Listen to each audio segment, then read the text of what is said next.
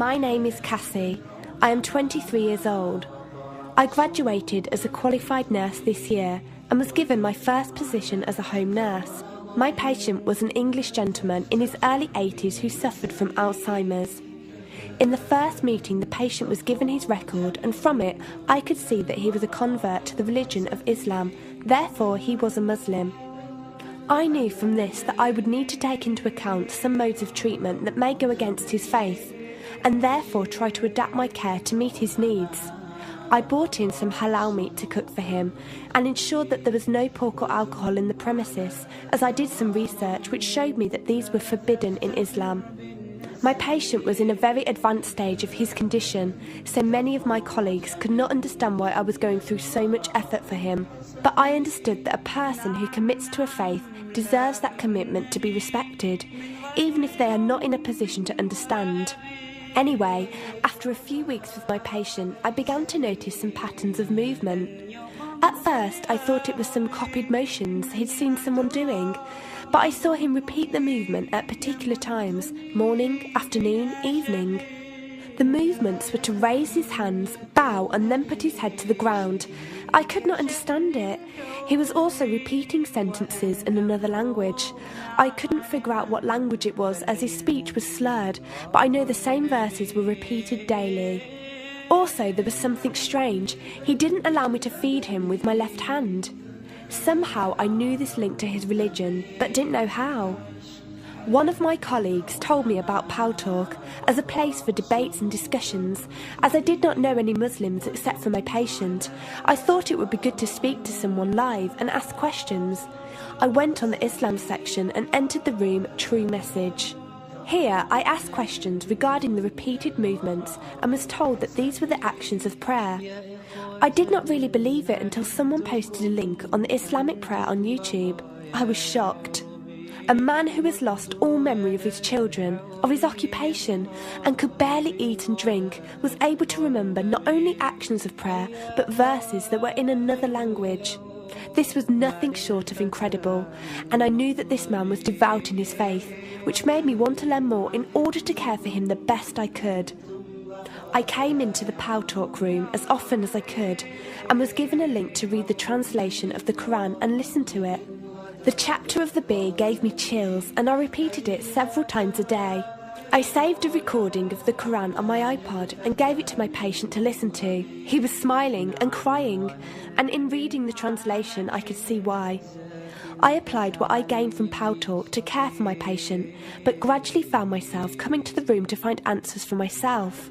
I never really took the time to look at my life. I never knew my father. My mother died when I was 3. Me and my brother were raised by our grandparents who died 4 years ago, so now it's just the two of us.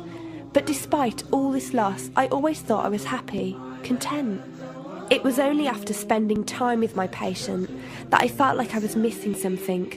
I was missing that sense of peace and tranquility my patient, even through suffering, felt.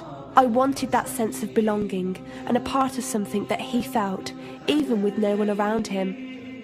I was given a list of mosques in my area by a lady on Pow Talk and went down to visit one. I watched the prayer and could not hold back my tears.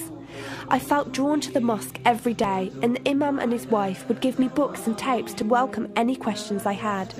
Every question I asked at the mosque and on Pow Talk was answered with such clarity and depth that could do nothing but accept them.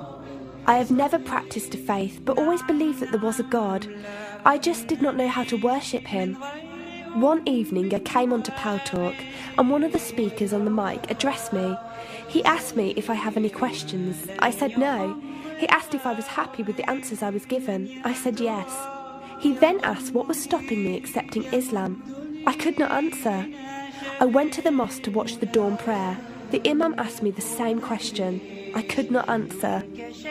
I then went to tend to my patient. I was feeding him, and as I looked into his eyes, I just realised he was brought to me for a reason, and the only thing stopping me from accepting was fear. Not fear in the sense of something bad, but fear of accepting something good and thinking that I was not worthy like this man. That afternoon I went to the mosque and asked the imam if I could say my declaration of faith, the Shahada. There is no God except Allah. Muhammad is Allah's messenger. He helped me through it and guided me through what I needed to do next. I cannot explain the feeling I felt when I said it. It was like someone woke me up from sleep and sees everything more clearly. The feeling was overwhelming joy, clarity, and most of all, peace. The first person I told was not my brother, but my patient. I went to him, and before I even opened my mouth, he cried and smiled at me. I broke down in front of him. I owed him so much. I came home and logged onto Paltalk and repeated the Shahada for the room. They all helped me so much, and even though I had never seen a single one of them, they felt closer to me than my own brother. I did eventually call my brother to tell him, and although he wasn't happy, he supported me and said he would be there. I couldn't ask for any more. After my first week as a Muslim, my patient passed away in his sleep while I was caring for him. Inna lillahi wa inna ilayhi raji'un. He died a peaceful death, and I was the only person with him. He was like the father I never had, and he was my doorway to Islam. From the day of my Shahada to this very day, and for every day for as long as I live, I will pray that Allah shows mercy on him and grant him every good deed I perform in the tenfold. I loved him for the sake of Allah, and I pray each night to become an atom's weight of the Muslim he was. Islam is a religion with an open door. It is there for those who want to enter it. Verily, Allah is the most merciful, most kind.